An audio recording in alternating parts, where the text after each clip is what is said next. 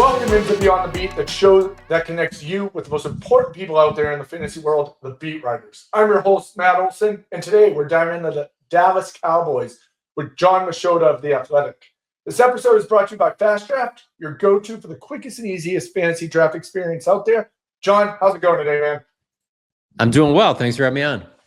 Yeah, absolutely. I feel like the Cowboys have been super interesting this year. You know, they bring in Pickens. Everyone's petrified of the running game, so I'm curious to see when we dive into that. What's your general feeling around the team, as compared to years past?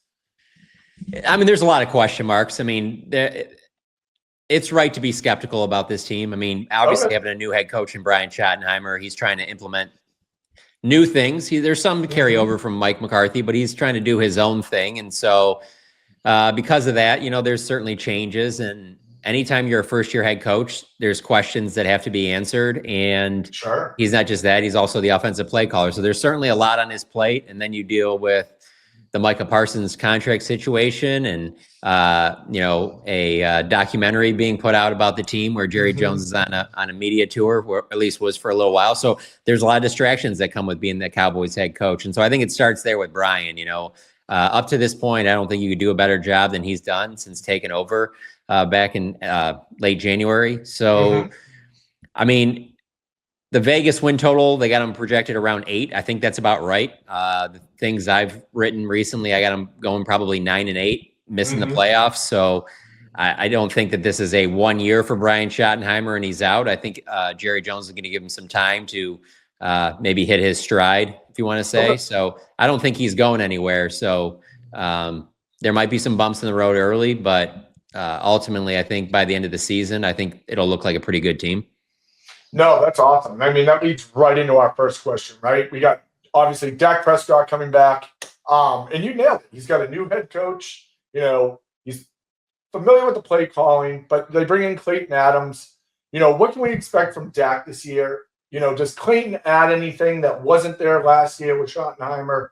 How do you see it, if at all, different from last year? What should we expect from Dak in this offense?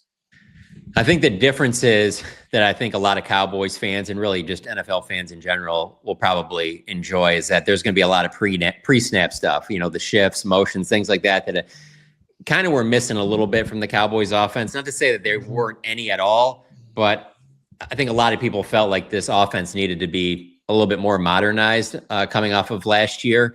And so even if Mike McCarthy remained the head coach, I think there was going to be changes on offense, possibly Brian Schottenheimer calling the plays anyway. So I think shifts and motions are a big thing. I think this is going to be the most that we've seen Cavante Turpin, their punt returner, kick returner, involved in the offense. Everything's going to start with CeeDee Lamb and George Pickens, but who that third guy is still, could be Jake Ferguson, the tight end, could be Jalen Tolbert. But Cavante Turpin is the one where I see the most changes in terms of adding him in more. He was used more in the offense last year than the previous season, but I think he gets even more touches this year. So we've seen him in training camp even take some handoffs as a traditional running back. So there's a lot of questions about the running game, and so I think that's how they're going to have to do it. It's going to have to be a variety thing. It isn't going to be, I think Javonte Williams is the lead dog right now, and he would be the guy for fantasy leagues. I'd say that's the guy you get for the Cowboys running back room, but it's not going to be a Ezekiel Elliott, DeMarco Murray, Emmitt Smith, Tony Dorsett type. That's when the Cowboys have been good. They've had that bell cow back. I don't know that it'll necessarily be this. I think maybe Javante's like a 12 to 15 carry guy, and then Jaden Blue comes in and gets some touches. Hunter Lippy, the fullback, will be involved. Cavante Turpin, and then they'll even probably give it to CeeDee Lamb once in a while out of the backfield. So it is going to be a variety thing for sure. But when you talk about the offense in general, you tell me Dak Prescott's health, and I'll tell you how the thing will go. And when he's healthy, the Cowboys have been pretty good. No, absolutely. Do you see anything changing from Dak's? What to expect from Dak year over year with, Schottenheimer leading the way now? Or is it just, to your point, him staying healthy and just doing what Dak does? I haven't seen any major changes other than the fact that now he has George Pickens and, it's another bigger receiver on the outside. Maybe, you see him throw a little bit more back shoulder fades, a little bit more jump balls in the red zone because of a guy like that. You want to best utilize his skill set. But I still maintain that when you pay a franchise quarterback $60 million a year and he's in year 10, I honestly don't get caught up in all of the Brian Schottenheimer, Clayton Adams Sure. stuff. This isn't college. They're not coming in here going, no, this is the offense we run. You guys got to adapt to it. It's going to be whatever is going to be what Dak is most comfortable with. And I just feel like after 9 seasons, we have a pretty good sample size of what he likes to do. I mean, he's a guy that can make all the throws. The health has been an issue. And then obviously in January, the Cowboys haven't been able to get past the divisional round. But when Dak Prescott's right, he's a guy that he can be one of the top, 6, 7 quarterbacks in the league. And then there's other times that maybe you'd have him around the 10 to 12 range. But if he's healthy, I think that the offense will be fine. No, that's what people want to hear, right? And that does segue us beautifully into, this new George Pickens, CeeDee Lamb dynamic. I feel like we know what CeeDee Lamb is. If there's something you want to touch base on with CeeDee specifically, please, by all means. But I think what people are probably more interested is, what does CeeDee's running mate, George Pickens, bring to this offense? We've seen camp reports that he's gelled pretty well with Prescott. What are your expectations for Pickens this year? And how do you see him fitting into this offense in general? So, yeah, CeeDee Lamb is still the number one. I know people say it's 1A, 1B. I think CeeDee is the clear one.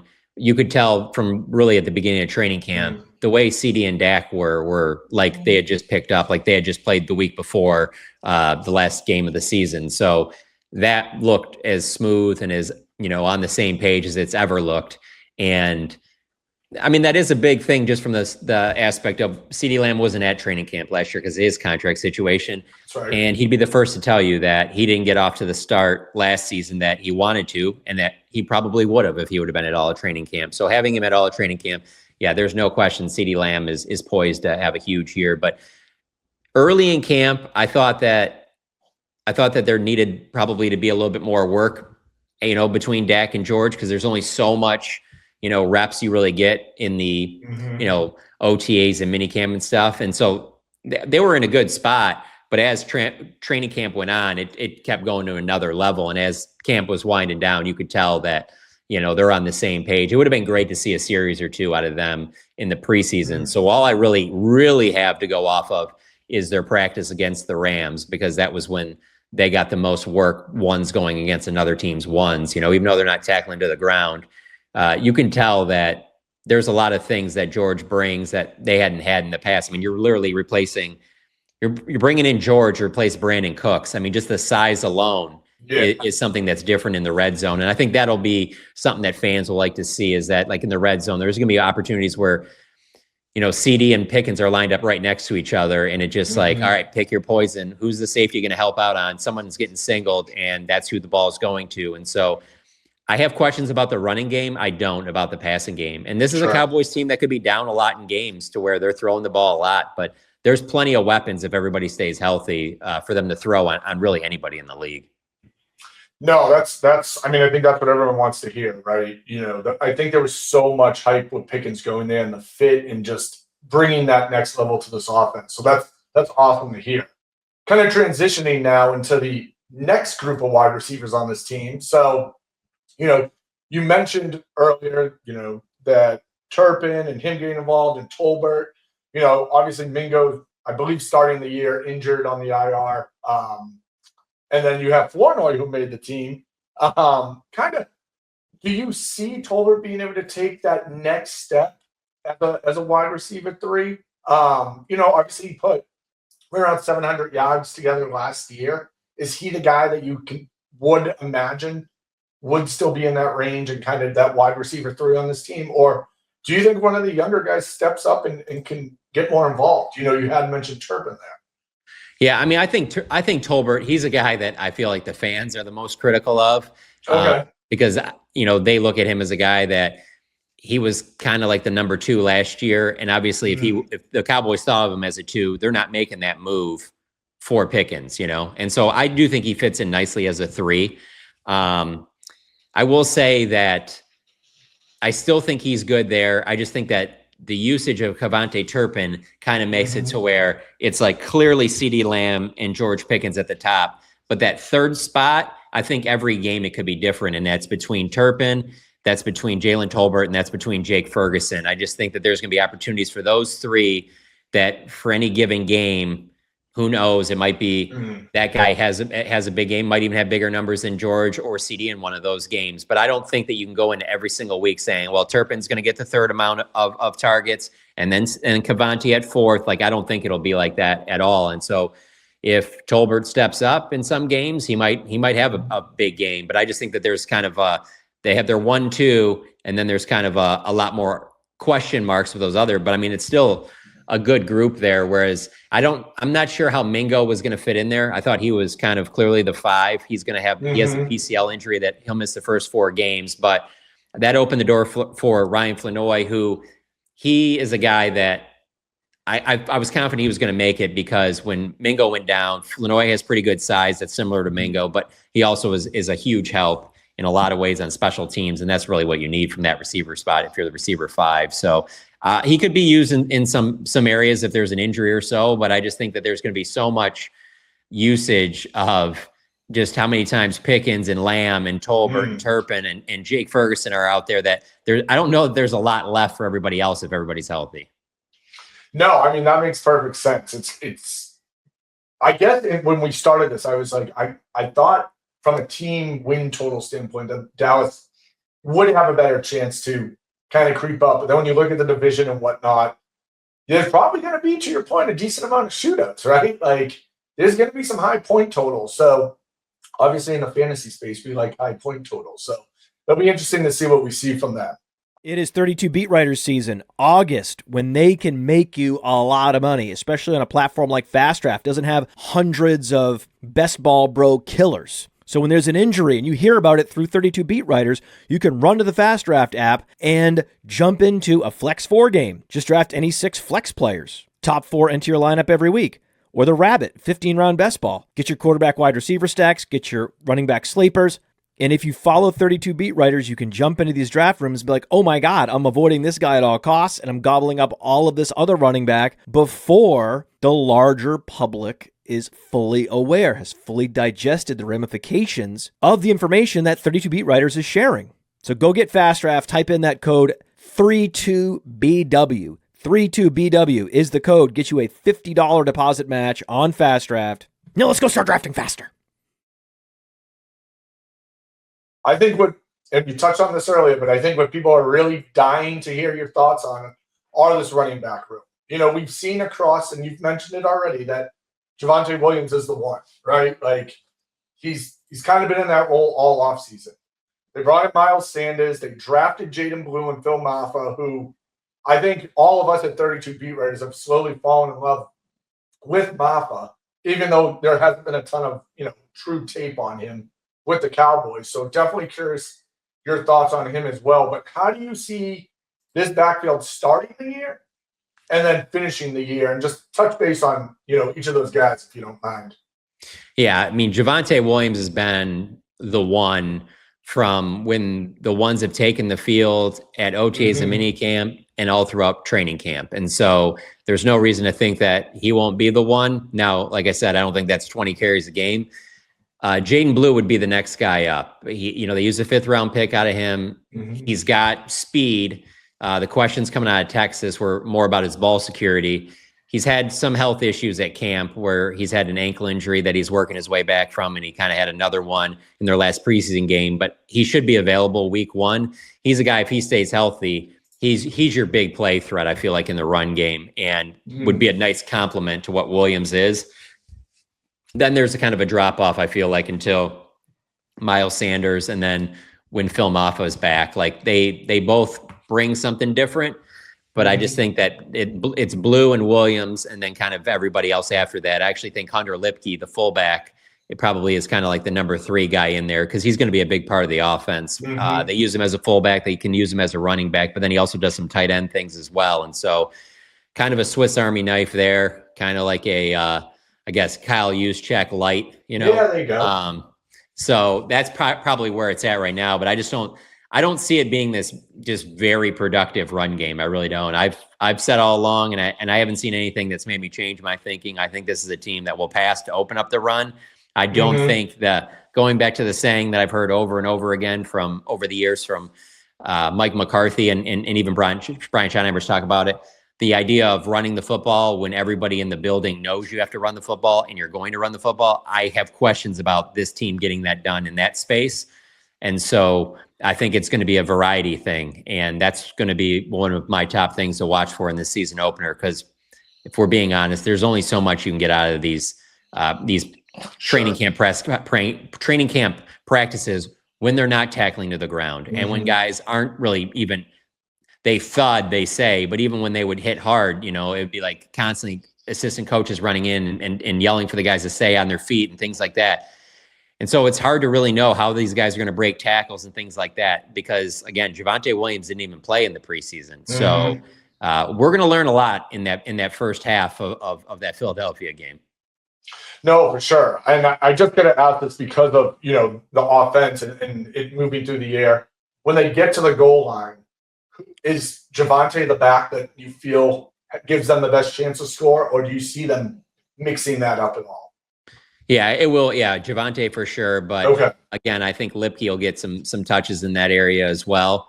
But I also wonder in that area, do we see more like Romo, Des Bryant red zone because they have Pickens now, to where instead of it being, when you have Ezekiel Elliott, there's no reason to not hand it to him when you're down inside the 5. Sure. When you have DeMarco Murray in 2014, it's foolish to do anything else. But even then, when they had Dez in 14, him and Tony were on such a level where that was always in play in that deep red zone area. And so I think that's where you could possibly see some changes in that. Not that you can't throw to CeeDee jump balls. Sure. You can obviously do that, but Pickens really brings that in the red zone. And so for the people the old school traditional NFL football fans in general that want to see, like when you're inside the 2, you always hand it off. Don't be surprised if this team brings out some tricks. No, that's awesome. I mean, is that like, the Turpin sweep at that point, or is that just too crazy? Or Turpin, CeeDee Lamb, a bunch of things. The only one I'll say that, they'll say that's going to be part of the game, but I just don't believe it, is the Dak using his legs a bunch. And I just say that because he's 32, which is not old by quarterback standards, but he makes $60 million a year. You know what the team is with and without him. Like, is it really worth him suffering some type of an injury, not even a season ender, but just missing a couple games because so you can get a touchdown in the first quarter, against the Giants, against the Jets, makes no sense. That seems foolish. But then again, I felt like having Joe Burrow take hits in the preseason seems the same way, and that happened. So I guess we'll see. Yeah, that was interesting, that preseason game with Burrow. I just, one of my good friends is a Cincy fan. He's like, he texted me. He's like, was this in a game plan? And I was like, listen, man, I follow training camp religiously, but I can't say anything about that one. So it makes sense what you're saying about Dak.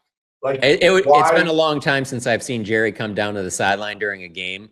But if Dak was out there during the preseason and he took any of those hits, I think that's when you would see Jerry come down there and put an end to that. No, that's a good point. And just kind of rounding this all out, and you mentioned Ferguson earlier. It seems like he is locked in and should be probably as the tight end 1 on this team.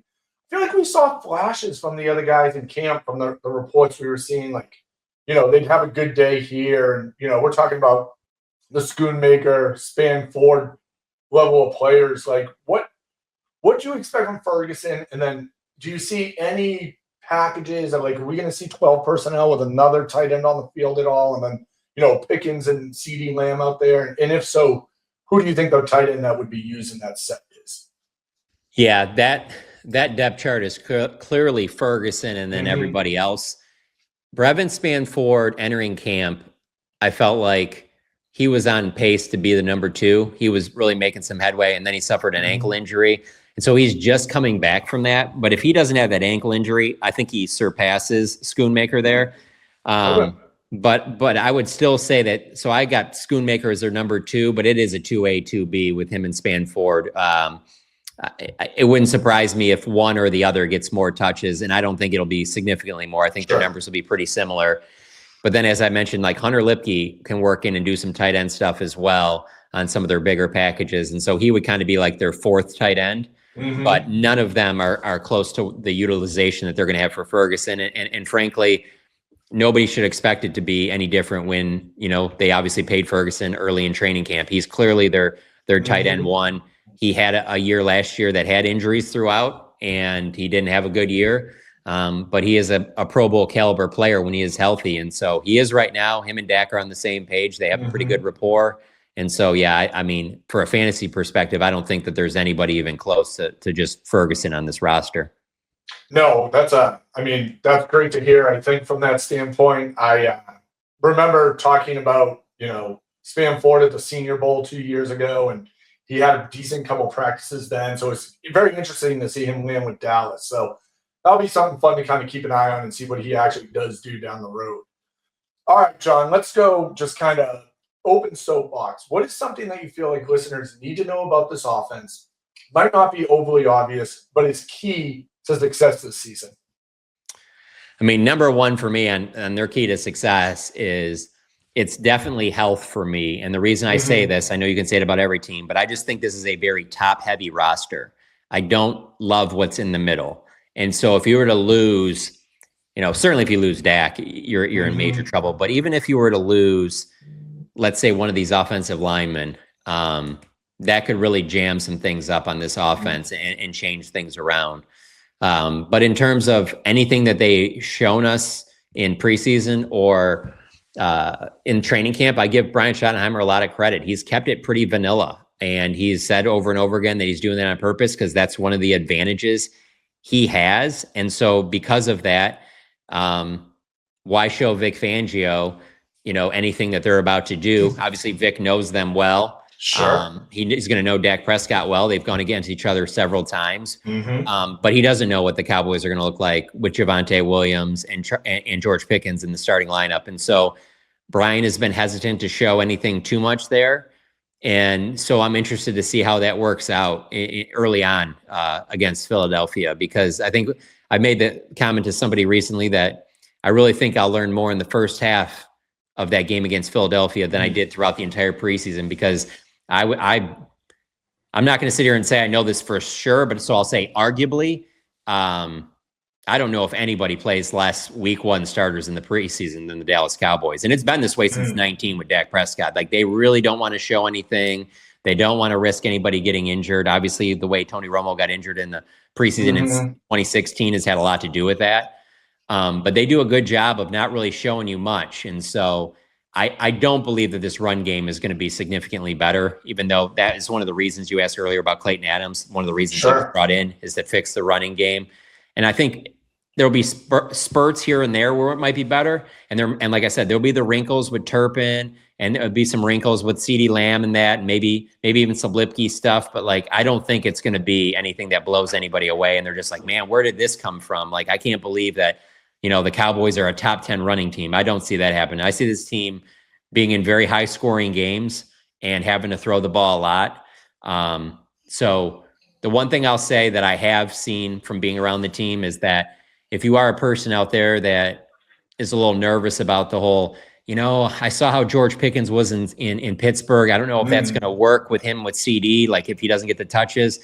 Him and CeeDee are super close. They've had a relationship before George joined the team, and George and Dak have been close as well throughout training camp. And anytime I've seen them together, I don't think that they're going to have those issues here. And so I do think that you have a chance to have two monster wide receiver seasons out of those two. Now, that doesn't mean every game that they're both going to put up monster numbers. There's going to be a game where one has more than the other's not being targeted as much. But I think that for anybody that's nervous in a fantasy league about drafting George Pickens, I really wouldn't be. And then if you don't want to believe that stuff, and then just go off of that, he's in a contract year. It's in his best interest to not have any of those issues, to put his best foot forward, because he can make himself a lot of money this season. And frankly, I think he will. No, that's some great insight, and we appreciate that. John, let's wrap it up by letting everyone know kind of what you're working on, where they can find you. Like I said at the beginning, I think your videos from camp were, I think we retweeted almost every single one. That's great content, but you do so much more than that. So please tell people where they can find you, what you're working on, and all that good stuff. Yeah, I mean, I write for The Athletic, so I'm always pretty much writing every day, and hopefully people aren't too beaten down with this Micah Parsons stuff, but that will be the main topic until there is some resolution. So that's top of the list, but this is also the time of year where, you write the bigger features going into the season. I just had one out today on Brian Schottenheimer, some stuff I gathered throughout since really he's been hired up until this past week. Things have been gathering about him. And then next week, I'm going to do something similar on George Pickens, because he's obviously, he's the biggest offseason acquisition the Cowboys have had really since they traded for Amari Cooper. So it's been a while that they've had this type of an impact move. So a lot of stuff like that, a lot of season preview stuff coming up on The Athletic. I also do weekly podcasts. I have a show, One Star Cowboys podcast, and then I also do a show, the Cowboys Collective. So there's never really any shortage of news with the Dallas Cowboys. So I stay pretty busy. No, that's awesome. I mean, clearly, you provided a ton of information today. We appreciate you being on, and just want to thank everyone else for joining us. I'm Matt Olson. He's John Machota. Be sure to follow him. Does excellent work, like we were saying. Give us a follow if you don't. Don't forget to subscribe. Thanks for listening. See you next time.